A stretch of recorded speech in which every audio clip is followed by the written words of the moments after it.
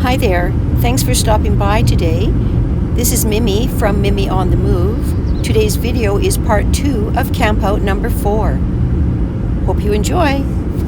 Okay, so I'm all packed up. The campsite is clean. Mister's back there. But guess what? You won't believe this. I'm gonna turn this camera around and show you something. Do you see that? 42 PSI in my driver's front tire. What the heck? It was that tire that I had this screw in that they took out and fixed. Those two back ones are fine, but look at that. I'm sitting here only for a few days and look at that. Anyways, I'm gonna have to, first stop for me is a gas station to find a air pump. Holy moly, it's supposed to be up at 75 or something. It's at 42. Anyways, that was what I wanted to show you. Okay, I think we're ready. Find a gas station. I'm just gonna leave the campsite. Oh, I didn't put my earrings on. Okay, got my earrings. Some days you just don't feel fully dressed until you have your earrings on. You know if you know. All right, I think it's time. Oh no, sunglasses. One sec again. Where did I put them? I can't drive far without them, so better I find them before I try and go anywhere. Darn. Oh wait. Right where they're supposed to be, right there, okay. Now, all right, now we're gonna go do the checklist. I'll be quiet, I'll just do it, okay?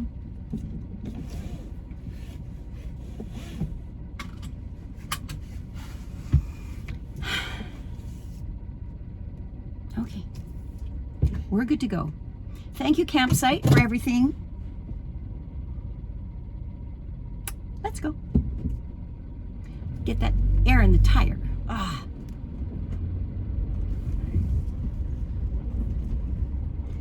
Low tires, boy oh boy. That seems to be my nemesis these days.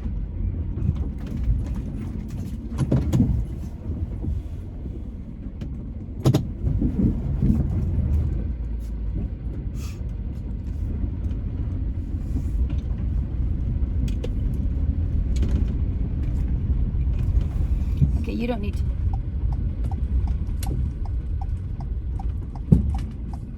You didn't even look, mister. You didn't even look. You just went right by me. If I was in like one of those a-hole drivers.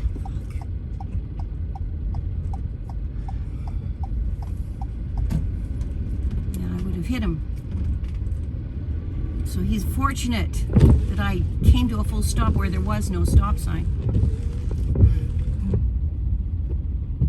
I know we're camping, I know.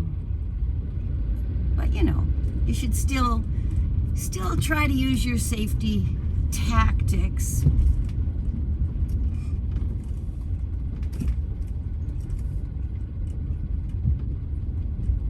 When you can.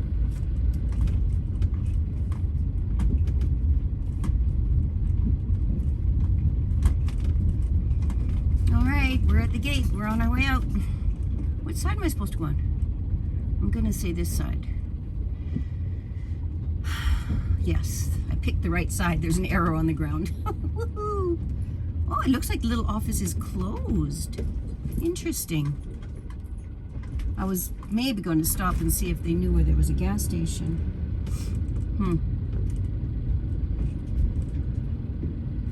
Oh boy, which way do I go? Well, I'm gonna go that way. I don't know. I'm guessing.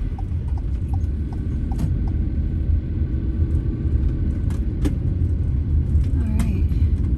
I could be heading back to the beach for all I know. Oh yeah, the rails fell down on the ground. Oh, it's always something. I can feel that tire, in fact. I've got to get to an air pump. But the question is, where is it? Exit to highway. Okay, I'll take it. Highway 19. Stop. Okay, good. I'm on the right track. All right, here we go. I will stop at the dump station in Nanaimo. There's no point doing it here. You know why? Because I already missed it. Otherwise, I might have done it. Oh, yeah, okay. So I just checked the air pressure again, and now it's at 43. And I have no idea where the nearest gas station is. I mean, I do have BCAA, but I'd rather not call them. I'd rather just find a gas station and put air in the tire. I have to keep my eye on it. If it gets any lower, I'll check back in with you. Till then, I just came to my first intersection and it doesn't tell me if I should be going left or right to go south. So I'm really not sure which way to go. I guess I'll just go one way, and if it isn't looking good, I'll turn around and go the other way. Okay, there's a sign there that says Corny. Oh, Inland Island Highway. Maybe that's the one I want. Yeah, I'll go on that one. Because I am going inland and I do want the Island Highway. Oh, Saratoga Speedway. I won't be going there, but I bet you they have air hoses. But I don't think they'd welcome me in there. Bear Creek Ranch. Okay, so now the air pressure says 44 in that one tire. So maybe as the tire warms up, it'll inflate itself a little bit. I don't know. I heard that before, that they expand when the weather's warm. It's 19 degrees Celsius right now.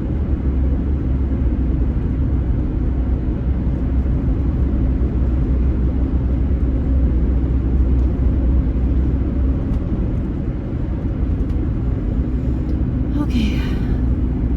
See you in a bit. I think while we're driving along, I'll play you a new song that I actually wrote a very, very long time ago, but I've just recently put to music. It's called I Just Want to Cry.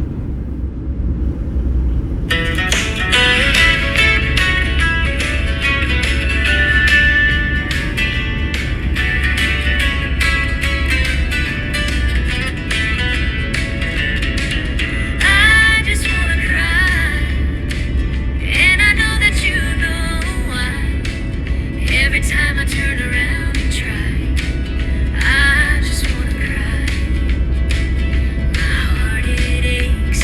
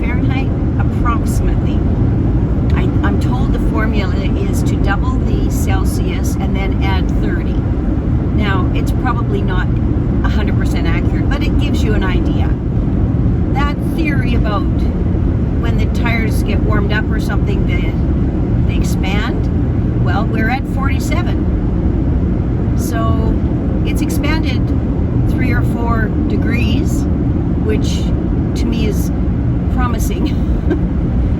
Because the worst case scenario is that I got on the road and it kept going lower. That would be not good. That would be probably a BCAA call. Anyways, that's my update. There's nothing yet for a gas station. Oftentimes when I'm talking to people, they ask me how's the gas mileage, the fuel, consumption in my home. And I really haven't noticed a huge difference between this and my Lincoln Corsair, which was a car. I mean, obviously there's a difference, but it's not as astronomical as I thought. So, for instance, for me to travel up to the campsite from Nanaimo was approximately 135 kilometers. And I filled up the fuel in Nanaimo the day before. And we're right now at 3/4 of a tank. So I'm going to speculate that by the time we get back to Nanaimo, it's at a half a tank. And what I should do is kind of do a calculation on how much miles per liter of gas do I get. That's one more thing for me to do, which I think I'll be able to figure out because my phone has a calculator on it. Not that I'm not capable of doing arithmetic with a pencil and a piece of paper. I am. Maybe I'll do both and see if the calculator and me gets the same number.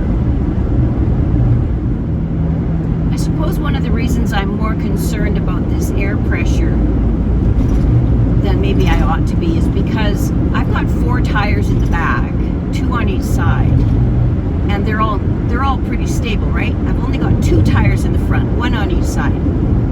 My understanding is that the steering wheel is what is attached to both those front tires. So if one of those tires has a bad day, it's going to affect my ability to steer. That's my concern because I've got a lot of weight here. So if my steering is compromised at a speed that I'm doing on the highway, that causes me, I'll get a lot of anxiety if I run into that problem. I've already got a little bit, but it's pretty low. My anxiety is super low because I'm hoping to see a gas station. But I just wanted to mention because there might be, you might be watching and go, well, why are you so worried? It's only half as much air is supposed to have been in there. Like right now it's at 48, but the matching tire on the other side is at 81. So that's why I'm concerned, is because I believe the steering wheel to be attached to those 2 front tires. My other understanding about steering is that the back tires are not connected to the steering wheel. They just follow whatever the front tires tell them to do. Okay, now that I've just said all that, another thought came to mind. This is an all-wheel drive. What the heck does that mean when it comes to steering? Okay, I have no idea. If I was driving somewheres and I had no access to gas stations and I actually got a flat tire, there's no spare. I looked underneath, I looked everywhere. There's no spare. Food for thought. I don't know if you can see the mountains now, but this little bit of snow that's in the very tippy top of them just looks so darn pretty. If I was a hiker, I would do that sort of thing, but that kind of hiking, those days are past. I still haven't seen a gas station. I remember though, so long ago, that you didn't have to always drive very far before you would hit a gas station. And speaking of that, if you lived in the city, if you're in my age group, you probably will remember that at any given major intersection in the city, each corner had a gas station on it. All 4 competitors. What did we basically have? Esso, Shell, Chevron. Back then I don't recall any Petrocat stations or Mohawk or yeah, I don't remember. I can only remember Esso, Chevron, and whatever else I just said. I forgot. I remembered three. Chevron, Esso. Oh, for heaven's sake. Well, maybe you remember what I said. Okay, I don't exactly remember what I said, but I did remember another gas station. Texaco. We had Texaco, Shell, Chevron, and Esso. Oh my God, pat me on the back. I got all four. Let me see if I can do that again. Texaco, Shell, Esso, and Chevron. Those were our four major gas stations back in the 60s. Thinking about gas stations, it reminded me of an advertisement that was so powerful, most of us will remember it today, and that was the one about Tony the Tiger. If you remember Tony the Tiger, we're going back way into the 60s. And that was Esso. I remember that. That was such a memorable commercial. And they even had the cartoon character of a tiger. His name was Tony.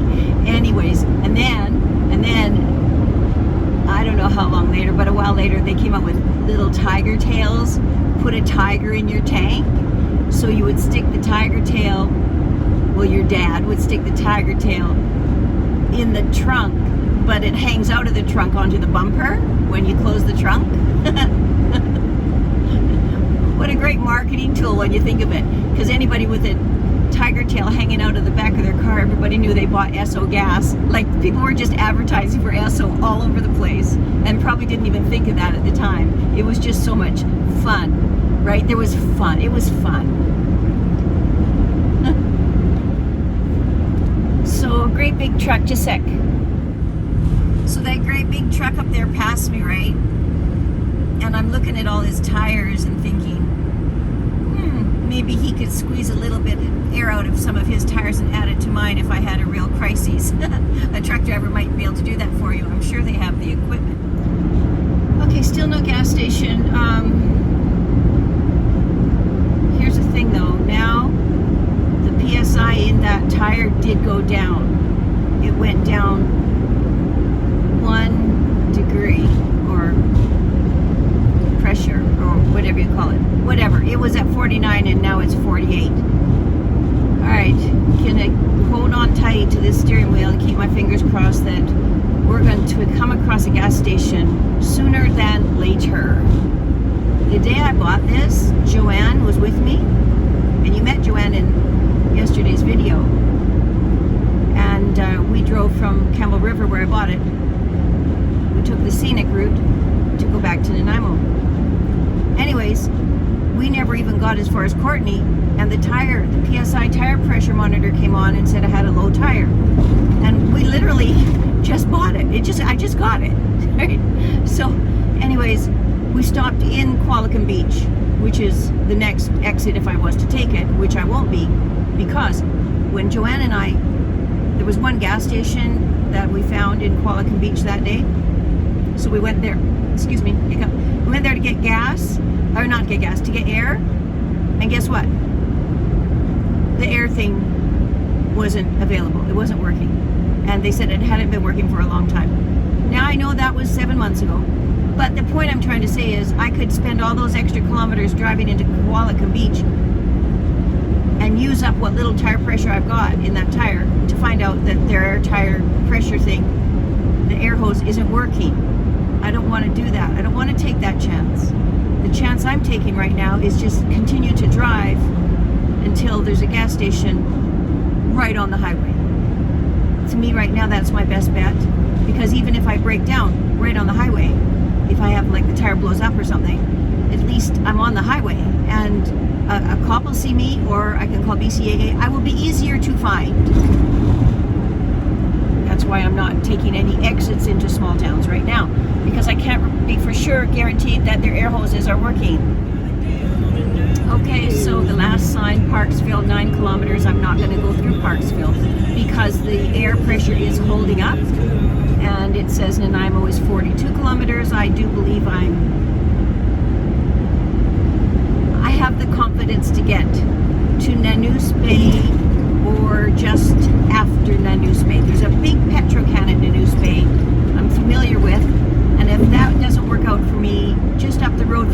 there's a Chevron that's got a great big area as well for putting air in tires, and I would prefer to go where I'm familiar, just because I feel like the air is going to hold out until then. Okay, I think we're coming up to that Chevron station. Here we go.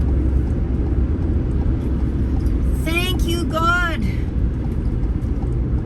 for getting me here safely. My goodness. Not sure where it is, but I'll find it. I think I see it. We're gonna go see. Oh, they probably charge money here for air too. Oh, that's okay. That's okay. I'll pay whatever I have to pay to get the air. Not a big deal at this point. Right now, the most important thing is getting the air. Okay, it does say, but that's okay. I'm gonna back up here a little bit.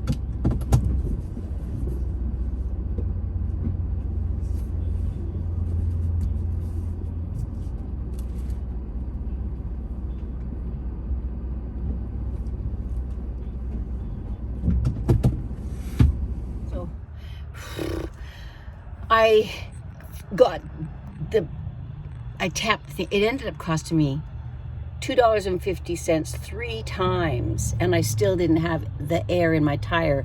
Apparently, some man finally came along. I was there like 40 minutes trying to get air in my flipping front tire, and then I was letting more air out than what was coming in. Oh my gosh, I'm weary. I'm like so exhausted. Anyways, this gentleman came along and he said, "Ma'am," he says, "you look like you're having a bit of trouble. May I help you?" And I went, you that would be wonderful if you would help me, because I can't get air in this tire." Well, he couldn't get it in. He couldn't get the air in either. It was resisting it. Turns out, on that tire, there is a valve stem extension that was preventing the air from going in the flipping tire. What are the odds that I would have the only rig in the world with a valve extender on a tire that doesn't need a valve extender? Anyways, I'm good. I've stopped at a rest area. I'm not that even far from Nanaimo, but I'm exhausted from that experience. And it was hot, and the sun was beating down. It was very, very hot. So I'm going to make myself a sandwich, have some water, and I might even stay here for a nap. In any event, I'll come back and say bye to you when I'm able. Okay, so I'm just here to say, well, I'm here to sign off. It's been a hot afternoon. It's right now in here, Celsius, 32 degrees. And like I said before, if you're working in Fahrenheit, that would be 94 degrees Fahrenheit. It's a little bit hot for me and the MrMyster, so we're gonna go to try and find a shady spot because it's just too hot. We're gonna cook like sardines in here. Anyways, thanks for stopping by and watching the video today if you did, and see you next time.